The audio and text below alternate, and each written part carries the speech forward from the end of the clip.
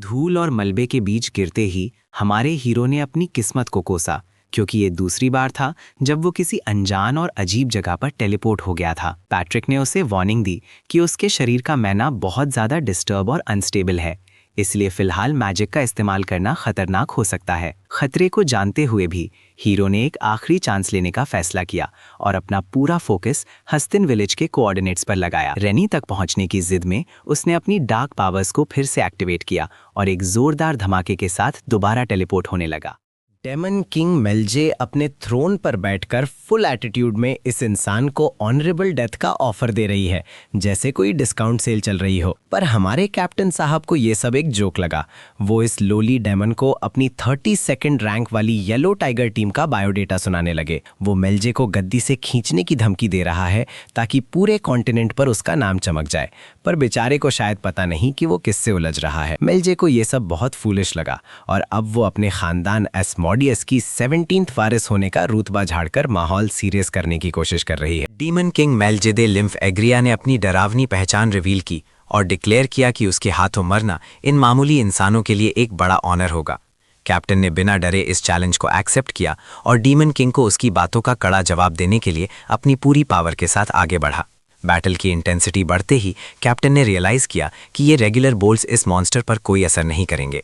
तभी एक साथी मर्सनरी ने सपोर्ट देने की कोशिश की। डीमन किंग ने हंसते हुए उनके हर अटैक को बेकार कर दिया और उन इंसानों की लिमिट्स का मजाक उड़ाया जो अपनी औकात भूलकर उससे लड़ने की हिम्मत कर रहे थे। डेमन किंग मेलजे ने अपनी पूरी पावर के साथ आग का कहर बरपाया और सबको जलकर खाक होने का हुक्म दिया। मर्सनरीज की दर्दनाक चीखें उस आग के तूफान में गूंजने लगीं, क्योंकि लपटें उन्हें जिंदा निगल रही थीं। हालात बिगड़ते देख कैप्टन ने अपने दांत पीसे और पूरी हिम्मत जुटाकर उन लपटों के बीच से एक आखिरी छलांग लगाई। अचानक सामने बर्फ के नुकीले टुकड़ों को देख कैप्टन दंग रह गया। उसे यकीन नहीं हुआ कि आग के बीच आइस कहां से आई। दुश्मन की नई मैजिक स्पेल तैयार थी। कैप्टन समझ गया कि अब रुकने का टाइम नहीं है। उसने एक जोरदार दहाड़ के साथ अपनी पोजीशन छोड़ी और सीधा उस पर हमला बोल दिया। मेलजे ने उसे मौत की तरफ बढ़ते देख एक बेवकूफ़ करार दिया। उसे लगा कि कैप्टन खुद अपनी मौत मांग रहा है, मगर तभी अचानक प्रकट हुई डिफेंस शील्ड्स को देखकर डेमन किंग के भी होश उड़ गए। कैप्टन को मरा हुआ समझकर मेलजे बेफिक्र थी, पर उसे अचानक जिंदा देख उसकी आंखों में शौक साफ दिख रहा था। हालत खराब होने के बावजूद मर्सनरीज ने हार नहीं मानी और अपने कैप्टन को आगे बढ़ने के लिए चीखते हुए सिग्नल दिया। डीमन किंग ने नफरत से उन्हें तुच्छ कीड़े कहा। डीमन किंग और कैप्टन फाइनल अटैक के लिए दोनों आगे बढ़े। एक जबरदस्त बैटल क्राई होने ही वाला था, लेकिन तभी गुफा की दीवार धमाके के साथ टूट जाती है और वो दोनों दूर उड़ जाते हैं। उस भयानक ब्लास्ट के बीच दोनों के कराहने की आवाजें आईं, पर इस खूनी जंग का नतीजा अब भी रहस्य बना हुआ था। अचानक बैटलफील्ड में एक ऐसी पावर फील हुई जिसने डेमन किंग और कैप्टन दोनों को शॉक कर दिया। धूल और मलबे के बीच एक साया नजर आया, जिसे देखकर जख्मी कैप्टन हैरान था कि ये नई रेड फोर्स यहाँ क्या कर रही है। डेमन किंग अपनी चोटें संभालते हुए डर गया कि अगर ये नया हमलावर इतना स्ट्रांग है तो अब सिचुएशन उसके कंट्रोल से बाहर है। आखिर में वो अजनबी धुंध से बाहर आया और उसने अपनी कोल्ड नजरों से सीधे हस्तिन का ठिकाना पूछकर सबको डरा दिया। धुएं के बीच से एक नया नमूना बाहर आ रहा है और बेचारी मेलजे को लग रहा है कि अब कोई बड़ा ड्रामा होने वाला है, लेकिन ये हीरो तो अपनी ही दुनिया में है। वो मर्सिनरीज से हस्टिन का पता ऐसे पूछ रहा है जैसे उसका गूगल मैप्स खराब हो गया हो। बेचारे मर्सिनरीज का तो सिस्टम ही हैंग हो गया है। वो सोच रहे हैं कि इस रैंडम सवाल का क्या जवाब। जब सब उस पर चिल्लाने लगे तो कैप्टन ने बड़े प्यार से वार्निंग दी कि भाई इस डेमन किंग से दूर ही रहे तो तेरी सेहत के लिए अच्छा है। और हमारा हीरो वो तो डेमन किंग का नाम सुनकर ऐसे कंफ्यूज हो गया है जैसे उसने कोई बहुत ही फालतू जोक सुन लिया हो। हमारी डेमन किंग मेलजे पूरे टशन में चिल्ला रही है कि ये मामूली इंसान उसका कुछ नहीं बिगाड़ सकते। हीरो को तो ये नई जनरेशन की डेमन किंग देखकर शॉक लगा है। उसे तो ये सब बस एक बड़ा जनरेशन गैप लग रहा है। मेलजे अपना फोर्ट्रेस टूटने के गम में सबको तड़पाने की धमकियां दे रही थी कि तभी मर्सनरीज की बैकअप टीम वहां आ धमकी। मर्सनरी कैप्टन तो फुल जोश में रेड मारने के लिए तैयार है, जैसे कोई पिकनिक पर आया हो। बेचारा हीरो सबको रोकने और रास्ता पूछने की कोशिश करता रह गया, पर जोश में पागल इन लोगों ने उसकी एक न सुनी और सीधा हमला कर दिया। इस शोर शराबे से तंग आकर हीरो को समझ आ गया कि यहाँ बातों से काम नहीं चलेगा, उसे तो बस जल्दी से रेनी को ढूंढना है। वक्त तेजी से निकल रहा था और हीरो को पैड्रिक की डांट का डर सताने लगा। ये ख्याल ही उसे बहुत इरिटेट कर रहा था। एक मर्सिनरी ने उसे चढ़ाते हुए तेजी से आगे बढ़ने को कहा और सवाल किया कि क्या वो कमज़ोर पड़ गया है। तभी हीरो ने उसे खामोश रहने का इशारा किया और उसकी भयानक डार्क पावर ने अचानक जोर पकड़ा। काले सायों और बैंगनी बिजली के उस सैलाब ने उन मर्सिनरीज को पल भर में कुचल दिया। उनका खौफ साफ दिख रहा था। मैदान जंग में हीरो का डार्क ऑरा देखकर डेमन किंग मेलजे के पसीने छूट गए। उसकी अनबिलीवेबल पावर देखकर मेलजे एकदम दंग रह गई और घबराहट में सवाल पूछने लगी कि उसने ये कैसे किया। उसे एहसास हुआ कि सामने खड़ा ये शख्स उससे कहीं ज़्यादा स्ट्रांग और डेंजरस है, जिससे वो काफ़ी इम्प्रेस हो गई। अब वो मैनिक एक्साइटमेंट में हीरो के पीछे ही पड़ गई, उसका नाम और इस बेमिसाल स्ट्रेंथ का सीक्रेट जानने के लिए बेताब थी। हीरो की पत्थर जैसी खामोशी देखकर मेलजे को अपनी गलती का एहसास हुआ और वो तुरंत शांत हो गई। अरे यार देखो तो, हमारी मेलजे कितने प्यारे और फिल्मी अंदाज में खुद को एस्मोडियस की 17वीं वंशज महान डीमन किंग मेलजे द लिम्फगरा बता रही है। बेचारा हीरो इस ड्रामे से थोड़ा परेशान तो है, पर इन्फॉर्मेशन निकालने के लिए वो अपना नाम बताने ही वाला था कि अचानक रुक गया। उसे पेड्रिक की वार्निंग याद आ गई कि पहचान छुपा कर रखनी है, वरना फालतू के र्यूमर्स फैलने में टाइम नहीं लगेगा। रेनी को ढूंढने के इस मिशन के लिए उसने झट से एक नया नाम सोचा और खुद को देवदे रूनी इंट्रोड्यूस कर दिया। और बस अब वो गांव का एक 32 साल का हैंडसम कुबारा देवदे रूनी बन चुका है।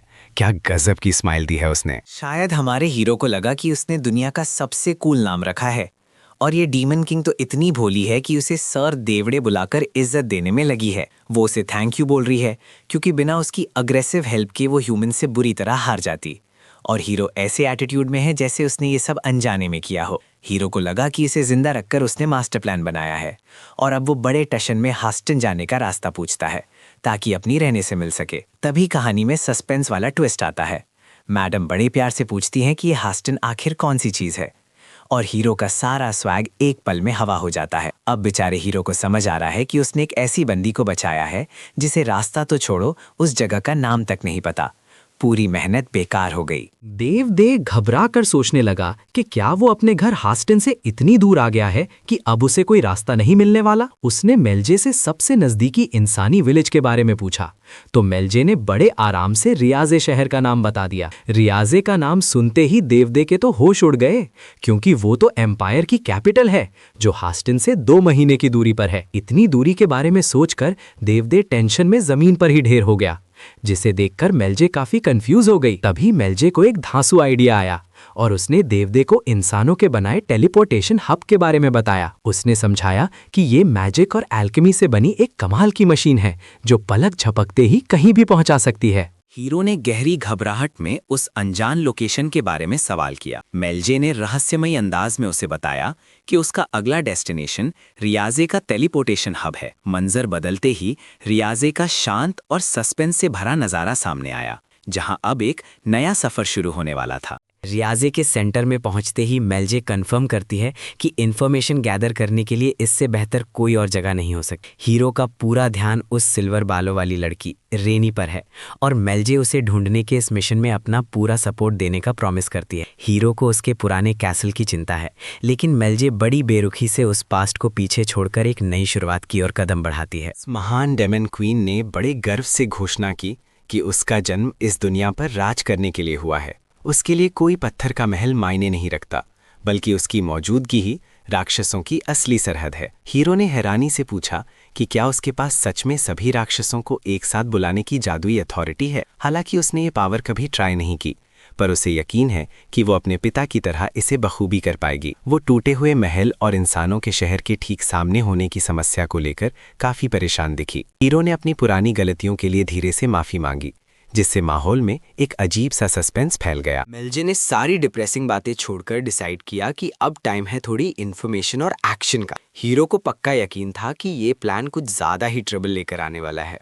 बस एक अजीब सी फीलिंग थी और जैसे ही टेबल पर बियर के 2 बड़े मग्स आए, हीरो की वो बुरी फीलिंग एकदम सच साबित हो गई। बेचारा हीरो अभी सवाल ही कर रहा था, पर मेलजे ने तो ड्रिंक खत्म करके फुल रिफ्रेशिंग फील करना शुरू कर दिया।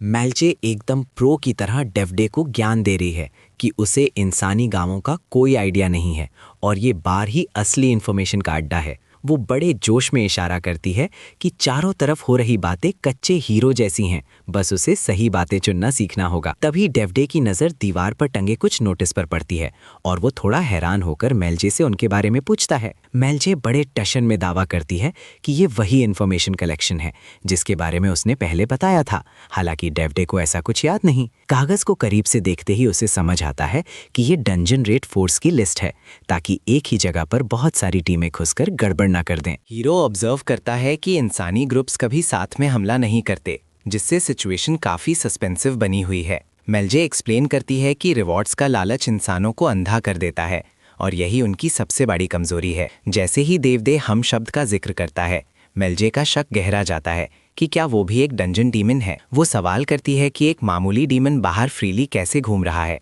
जिससे माहौल में टेंशन और बढ़ जाती है। देवदे जब सच बताने से कतराता है तो मेलजे समझदारी दिखाते हुए उसके पर्सनल रीजंस का सम्मान करती है और आगे सवाल नहीं पूछती। तभी अचानक देवदे की नज़र दीवार पर टंगे नोटिस पर पड़ती है और उसे शौक लगता है कि निशाना उसका अपना घर है। रेड फोर्स लिस्ट को खाली देख हीरो ने सोचा कि उसे थोड़ा टाइम मिल गया है, पर उसे आने वाले खतरे का अंदाजा नहीं था। तभी मेलजे ने बीच में आकर वो कागज दिखाने की जिद की और हीरो की हाइट पर अपनी नाराजगी जाहिर करने लगी। पेपर हाथ में आते ही मेलजे ने देखा कि वो प्रिमोर्डियल कोर का रिक्रूटमेंट था, जिसे देख उसकी आंखों में एक अजीब सी चमक आ गई। उसने बताया कि ये उन 7 महान डंजन्स में से एक है जिन्हें इंसान भी खौफ के साथ डंजन्स का असली शिखर मानते हैं। मेलजे की एक्साइटमेंट से साफ था कि ये हर डेमन का सबसे बड़ा गोल है, डंजन्स की दुनिया का सबसे ऊंचा मुकाम। वो प्राचीन मॉन्स्टर जो सब चीजों का लॉर्ड है, प्रिमोर्डियल कोर पर रूल करता है।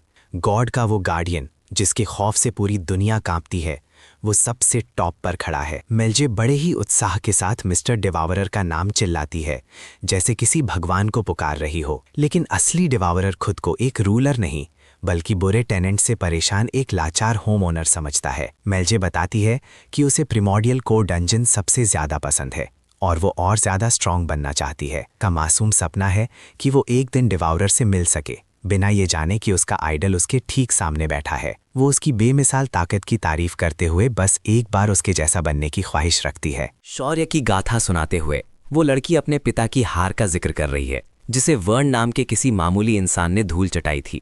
वो उस हीरो से मिलने से डरने का स्वांग रच रहा है, जिसे उसने खुद नाश्ते में डकार लिए बिना ही जम्हाई लेते हुए हजम कर लिया था। सिंहासन की बोरियत छोड़कर वो लड़की अपनी शक्ति की चमक से दुनिया को इम्प्रेस करने के हसीन और बचकाने ख्वाब बुन रही है। इस जवानी के बेमतलब जोश को देखकर हमारे हीरो को अपनी पुरानी लाइफ के वो धुंधले दिन याद आ गए, जब वो भी इसी तरह की फालतू बातें किया करता था। वो पुरानी यादें ताज़ा करता है जब उसने एक महान आर्मी को लीड किया और दुनिया भर की नॉलेज इकट्ठा करने का जुनून पाला। जिन इंसानों को वो तुच्छ समझता था, उन्हीं के इमोशंस में बहकर उसने उनके लिए अपना सब कुछ दांव पर लगा दिया। पर अंत में उसे सब पॉइंटलेस लगा और इसीलिए उसने अपनी लाइफ का नया गोल सिर्फ आलस करना बना लिया। अपनी इमोशनल बात खत्म कर उसने देखा कि मेलजे गहरी नींद में खर्राटे मारकर सो चुकी थी, जिसे देख वो एकदम हैरान रह गया। उस सराय की रौनक के पीछे एक गहरा दुख छुपा था।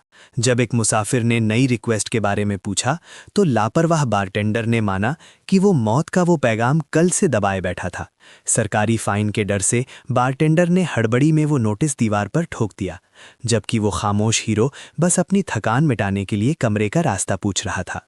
दीवार पर टंगा वो कागज असल में प्राइमोर्डियल कोर का बुलावा था, एक ऐसा डेंजरस डंजन जहां जाने का मतलब सिर्फ तबाही और अपनों को खोना है। सुबह की रोशनी के साथ मेलजे की आंखें खुली, पर उसके सिर में एक अजीब सा भारीपन था। सर देवदे कमरे में दाखिल हुए और उसके होश में आने का कंफर्मेशन लिया। मेलजे ने एडमिट किया कि उसे कल रात के किसी भी इंसिडेंट के बारे में कुछ याद नहीं है। अचानक देवदे के चेहरे पर गहरा शौक छा गया, जैसे उसने कोई अनहोनी देख ली हो। उसका रिएक्शन देखकर मेलजे घबरा गई और इस अचानक आए बदलाव की वजह पूछने लगी। देवदे को अपनी आंखों पर शक होने लगा।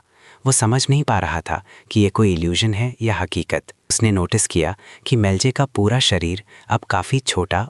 जैसे ही हीरो ने मेलजे की उम्र पर कमेंट किया, उसने तो उसे पंच मारना शुरू कर दिया। हीरो बेचारा दर्द में चिल्ला रहा था, पर मेलजे ने उसे गुस्से में डांटना और पीटना जारी रखा। मेलजे ने एटीट्यूड में बताया कि कल वाला अवतार बस उसका सेकंड वर्जन था, ताकि इंसान उसे डरा ना सके। उसने अपनी छोटी फर्स्ट वर्जन फॉर्म को असली बताया, जिसे सुनकर हीरो के होश ही उड़ गए। हीरो का सूजा हुआ चेहरा देखकर मेलजे ने मजाक उड़ाया कि शायद उसने रात को ज्यादा स्नैक्स खा लिए थे। लास्ट में उसने पूरे कॉन्फिडेंस से समझाया कि उसका मैजिक उसका फ्यूचर फॉर्म दिखाता है, यानी वो बड़ी होकर वैसे ही कूल दिखेगी। हीरो देवदे थोड़े कंफ्यूज लग रहे हैं, जबकि बेचारी मेलजे अपनी पूरी ताकत लगाकर अपनी बात समझाने की कोशिश कर रही है। मेलजे ने पूरे जोश में चिल्लाकर पूछा कि क्या उसे अब सब समझ आ गया है, लेकिन देवदे का रिएक्शन एकदम ठंडा था। जब मेलजे अपने जवाब से संतुष्ट ना होने पर पागलों की तरह गुस्सा करने लगी तो देवदे ने शांति से उसे नए कपड़े लेने की सलाह दे डाली। खुद को बच्ची की तरह ट्रीट किए जाने पर मेलजे का पारा 7वें आसमान पर पहुंच गया और उसने कसम खाई कि वो उसे कभी माफ नहीं करेगी। सीन अचानक शिफ्ट होता है काउंट ऑफ हेस्टन के आलीशान बंगले पर, जहां रेड फोर्स के घोड़ों की टापें सुनाई देने लगी। एक गार्ड ने अपनी पूरी आवाज लगाकर हुक्म दिया कि तुरंत गेट खोले जाएं और रेड फोर्स का ग्रैंड राइस के ये गार्ड्स अब प्रिमोर्डियल कोर पर कब्जा करने के इरादे से आगे बढ़ रहे हैं। रॉयल सोसाइटी के थर्ड आई की तरफ से आया ये नोटिस काउंट एटार्क की परेशानी बढ़ा रहा है। अपनी टेरिटरी में बिना परमिशन के मिले इस शाही ऑर्डर ने काउंट के गुस्से को भड़का दिया है। जब रेड की कामयाबी पर सवाल उठा तो खामोशी ने आने वाले अनजाने खतरे का इशारा कर दिया। काउंट एटार को ये बात बुरी तरह खटक रही थी कि प्राइमोर्डियल कोर जैसे मिशन के लिए भेजी गई टीम बहुत कमजोर है और उनके लीडर नेफ्रिम का तो कोई नामो निशान भी नहीं जानता था। उन्हें इस बात का डर सता रहा था कि अगर थर्ड आई वालों ने इस मिशन में जरा भी गलती की तो उनके पूरे रीजन की सुरक्षा खतरे में पड़ जाएगी। हालात को देखते हुए काउंट ने तय किया कि उन्हें खुद एक काबिल और असली रेड फोर्स को प्राइमोर्डियल कोर फतह करने के लिए पहले भेजना होगा। जब उनके असिस्टेंट ने करीब ही एक बेहतर ऑप्शन होने का इशारा किया तो काउंट को तुरंत मेस टावर विंग की याद आई, जो शायद ये काम कर सके। मिस्टीरियस सामानों के जरिए तेजी से तरक्की करने वाले इस ए रैंक टावर के लिए ये एक नामुमकिन चैलेंज था, लेकिन अफवाहें कुछ और ही कह रही थीं। अब जब गेटकीपर हार चुका था, उस खतरनाक क्रॉसरोड पर सिर्फ एक आखिरी मॉन्स्टर का खौफ बाकी था। वो भयानक बॉस मॉन्स्टर डिवोरर जिसने योद्धा वर्न की रेड फोर्स का मुकाबला किया था, आज फिर एक काली छाया की तरह मंडरा रहा है। काउंट एटार्क बड़ी बेसब्री से अपने लोगों को मेज टावर भेजने का ऑर्डर दे रहा है। वो मनी और ऑनर का लालच देकर बस उस प्राइमोर्डियल कोर को सबसे पहले कब्जाना चाहता है। गार्ड्स की चेतावनी को अनसुना कर कोई अजनबी जबरदस्ती दरवाजा खोलकर अंदर दाखिल होता है, जिससे काउंट पूरी तरह शॉक हो जाता है। बिना किसी प्रायर नोटिस के आया ये शख्स अपना नाम नेफ्रीम बताता है और याद दिलाता है कि रॉयल फैमिली ने उसके आने की खबर पहले ही भेज दी थी। नेफ्रिम की ठंडी और डरावनी नजरों ने काउंट को चुप करा दिया, मानो वो उनके यहाँ आने पर सवाल उठा रहा हो। काउंट एतार्क उस नौजवान के भारी किलिंग इंटेंट को महसूस कर पसीने से तरबतर हो गया और उसने तुरंत हार मान ली। तनाव को कम करने के लिए हरी आंखों वाली लड़की ने मुस्कुराते हुए ढेर सारी स्वीट्स और चॉकलेट की फरमाइश कर दी। काउंट ने अपने सर्वेंट को नाश्ता लाने का ऑर्डर दिया और फिर उनके आने का असली मकसद पूछा। नेफ्रिम ने बिना किसी झिझक के अपना प्लान बताया कि वे यहाँ प्रिमोर्डियल कोर को पूरी तरह तबाह करने आए हैं। काउंट उनकी फुर्ती देखकर हैरान था, लेकिन नेफ्रिम ने रेस्ट करने के ऑफर को ठुकराकर कल ही मिशन पर निकलने का फैसला सुना दिया। हॉस्पिटैलिटी को पूरी तरह रिजेक्ट करते हुए उसने साफ कर दिया कि वे बस मेस टावर रुकेंगे और फिर तुरंत वहां से चले जाएंगे। काउंट एटार्क ने विंग के बारे में पूछा। शायद वो वहां किसी पुराने दोस्त की उम्मीद कर रहा था, लेकिन नेफ्रीन का इरादा कोई दोस्ती का नहीं था। उसकी आंखों में सबको जान से मारने का पागलपन साफ दिख रहा था। हैरान एटार्क को समझ नहीं आया कि मामला इतना सीरियस है, पर नेफ्रीन ने उसके घर की कमजोर सिक्योरिटी का मजाक उड़ाना शुरू कर दिया। नेफ्रीन ने रिवील किया कि उसने मैजिक से सब सुन लिया है, खासकर मेस टावर को हायर करने का वो गुप्त प्लान। उसने साफ कर दिया कि डंजन रेड के रास्ते में जो भी आएगा वो उसे जड़ से मिटा देगा, चाहे वो कोई भी हो। नेफ्रीन की ताकत और तेवर देखकर काउंट डर गया और उसने अपनी गलती मानते हुए किसी और को इन्वॉल्व न करने का वादा किया। नेफ्रीन बिना किसी हिचकिचाहट के उस प्रपोजल पर अग्री होकर अपनी कुकी उठा लेता है। काउंट की इस मेहरबानी के लिए अपना ग्रैटिट्यूड दिखाता है। हवाओं में सस्पेंस बढ़ जाता है जब पैट्रिक अपनी तलवार के साथ अलर्ट होता है, क्योंकि उसे एहसास है कि उनके आने का टाइम अब काफी करीब है। हीरो और मेलजे इस अजनबी भीड़ में कदम रखते हैं, जहां हीरो को कुछ धुंधली और जानी पहचानी सी यादें सताने लगती हैं। मेलजे बड़े उत्साह के साथ दूर एक ऊंचे पॉइंट की तरफ इशारा करती है, मानो उनकी मंजिल बिल्कुल पास ही हो। वो एंट्रेंस पर खड़े एक गार्ड से टेलीपोर्टेशन हब का रास्ता पूछते हैं, लेकिन जवाब उनकी उम्मीद के उलट निकलता है। गार्ड उन्हें बताता है कि ये सिर्फ बाहरी गेट है और हब तक पहुंचने के लिए अभी बहुत लंबा रास्ता तय करना बाकी है। मैप की परतों से साफ होता है कि उनका डेस्टिनेशन रॉयल पैलेस के पास है, जिसके बीच अभी 3 भारी कैसल वॉल्स खड़ी हैं। जब हीरो सफर में लगने वाले वक्त के बारे में सवाल करता है तो गार्ड की खामोशी बढ़ते सस्पेंस और मुश्किलों का इशारा देती है। जब गार्ड ने बताया कि हब तक पहुंचने में पूरा 1 हफ्ता लगेगा तो इन दोनों के तो होश ही उड़ गए भाई। 1 हफ्ता? हीरो और मेल जी का चेहरा तो देखो, जैसे कोई बहुत बड़ी प्रॉब्लम हो गई हो। हीरो एकदम टेंशन में आ गया कि इतने टाइम में तो पैट्रिक भाग जाएगा और रेनी का पता भी नहीं चलेगा। मेल जी ने फ्लाइंग मैजिक का आइडिया दिया, पर हीरो ने साफ मना कर दिया क्योंकि माना यूज करने से इंसान उन्हें पकड़ सकते हैं। तभी बीच में एक नया कैरेक्टर बेलबीर एंट्री मारता है और खुद को बड़ा हेवनली हॉर्समैन बताता है। मेल जी बेचारी तो उसके इस अजीब से हेवनली नाम को सुनकर ही पूरी तरह कंफ्यूज हो गई है। बेलबीर अपनी इस अजीब सी लैब क्रिएशन को बड़े गर्व के साथ फ्लॉन्ट कर रहा है। सबको बता रहा है कि ये एक असली एल्केमी से बना होमनकुलस है। ये ज़ेफर असल में एम्पायर का एक रिजेक्टेड 4th जनरेशन मॉडल है, जो दिखने में जितना अजीब है उतना ही बेकार साबित हुआ। हीरो इसे देखकर काफी इंप्रेस लग रहा है, पर बेचारी मेलजे को तो इसे देखकर ही उल्टी आ रही है।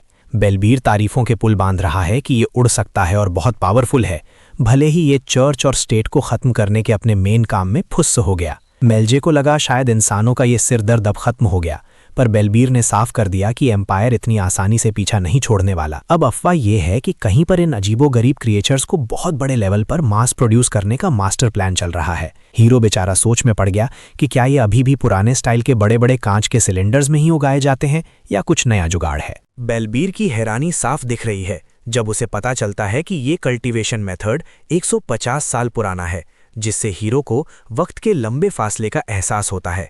हब तक पहुंचने के लिए 4 घंटे का सफर तय करना है, जिसमें एयर ट्रैवल और सिक्योरिटी चेक पॉइंट का टाइम भी शामिल है। लेकिन असली प्रॉब्लम तब शुरू होती है जब बेलबीर 8 गोल्ड कॉइन्स की भारी कीमत मांगता है, जो कल के खर्चे से 100 गुना ज्यादा है। बिना पैसों के दोनों लाचार खड़े हैं। तभी अचानक हीरो की पॉकेट से एक खनक सुनाई देती है और उसे एक अनजानी चीज मिलती है। भाई, पैट्रिक ने अपने अनाड़ी बॉस के लिए नोट के साथ ढेर सारे गोल्ड कॉइन्स छोड़ दिए ताकि उसे बाद में थैंक यू बोलना पड़े। मेलजे की तो आंखें फटी की फटी रह गईं और वो हैरान होकर पूछने लगी कि सर, देवदे के पास इतना सारा पैसा कहाँ से आया। देवदे डिक्लेयर कर दिया कि उसके डंजन पार्टनर ने चुपके से उसकी जेब में ये सारा माल डाल दिया था। मेलजे को झटका लगा कि ये भाई तो डंजन मॉन्स्टर है, तो वो सोचने लगी कि ये खुलेआम आजादी से कैसे घूम रहा है। देवदे ने बड़े कूल तरीके से बताया कि उसे डंजन से निकाल दिया गया है और उसका पार्टनर भी शायद उसी की तरह निकाला हुआ कोई मॉन्स्टर ही है। पुरानी यादों को समेटते हुए मेलजे ने अपनी आंखों में एक प्यारी सी जलन के साथ कहा कि डंजन के बाहर भी हीरो का अपने साथी के प्रति ये समर्पण कितना अद्भुत है। उसने बड़े अरमान से एक ऐसी इनक्रेडिबल लाइफ की ख्वाहिश जाहिर की जहां हर इंसान एक दूसरे की निस्वार्थ भाव से परवाह करे। हीरो ने बस एक खामोश मुस्कान के साथ उसकी बातों को सुना, मगर जैसे ही वे सेबेइरोस के आलीशान शहर पहुंचे, उन्हें पता चला कि टेलीपोर्टेशन हब बंद होने की वजह से उनका आगे का सफर रुक गया है। इस अचानक आई प्रॉब्लम से मेलजे का दिल भर आया और उसने सर देवदे से माफी मांगी, जैसे इस रुकावट के लिए वही जिम्मेदार हो। स्टाफ ने साफ कर दिया कि आज होने वाले ऑक्शन की सिक्योरिटी के लिए हब का ऑपरेशन रोक दिया गया है और उसे रात 8 बजे वापस आना होगा। जब हीरो ने ऑक्शन के लिए हब बंद करने पर सवाल उठाया तो स्टाफ ने उसे ब्रैकीसेफेलिक टूथ नाम के एक अत्यंत रेयर आइटम का पैम्फलेट दिखाया। उस तस्वीर को देखते ही हीरो के होश उड़ गए, क्योंकि वो जादुई हथियार हूबहू वैसा ही था जैसा उसका पुराना पार्टनर इस्तेमाल किया करता था। उसने दावे के साथ उस वेपन के तलवार में ट्रांसफॉर्म होने के सीक्रेट्स बताए, पर स्टाफ ने उसकी बातों को महज एक गलतफहमी समझकर नजरअंदाज कर दिया। माहौल में सस्पेंस और गहरा गया, क्योंकि उसे यकीन था कि पूरी दुनिया में ऐसा सिर्फ एक ही नायाब वेपन मौजूद है। पहचान लिया कि वो रेनी का ही है, जबकि मेलजे उसे फिक्र के साथ पुकारती रही। उसके मन में एक गहरा सवाल उठा कि आखिर ये वेपन इन मामूली इंसानों के पास कैसे पहुंचा और क्या उन्होंने रेनी के साथ कुछ बुरा किया है। वो खुद को यकीन दिलाने लगा कि जो डैगर मेड 7 बड़े डंजन बॉसेस के लिए भी नामुमकिन थी, उसे ये ह्यूमंस कभी छू भी नहीं सकते। पर तभी उसे फ्लैशबैक याद आया कि रेनी ने आखिरी बार अपनी लूज ड्रेस में कोई एक्स्ट्रा वेपन्स नहीं छुपाए थे। उसे एहसास हुआ कि पैट्रिक जैसे योद्धा बिना तलवार के भी ताकतवर होते हैं, पर रेनी की असली पावर तो उसके डैगर्स में ही है। एक खौफनाक सस्पेंस उसे घेरने लगा कि अगर उसके पास डैगर ही नहीं बचे तो उस डैगर मेट की हालत अब क्या होगी। मेलजे ने बेहद डर के साथ सर हीरो को पुकारा, पर जवाब में सिर्फ एक खौफनाक सन्नाटा था। रेनी की मौत की खबर ने हीरो के अंदर जैसे एक गहरा जख्म कर दिया। उसका दिल इस सच को मानने से इनकार कर रहा था। उसे यकीन नहीं हो रहा था कि मामूली और कमजोर इंसानों ने रेनी को खत्म कर दिया। उसकी मुट्ठी नफरत से भींच गई। जैसे जैसे गुस्सा बढ़ा, हीरो की आंखों में एक राक्षसी चमक जाग उठी जो तबाही का संकेत दे रही थी। मौत का ये ख्याल उसके दिमाग में जहर की तरह फैल गया।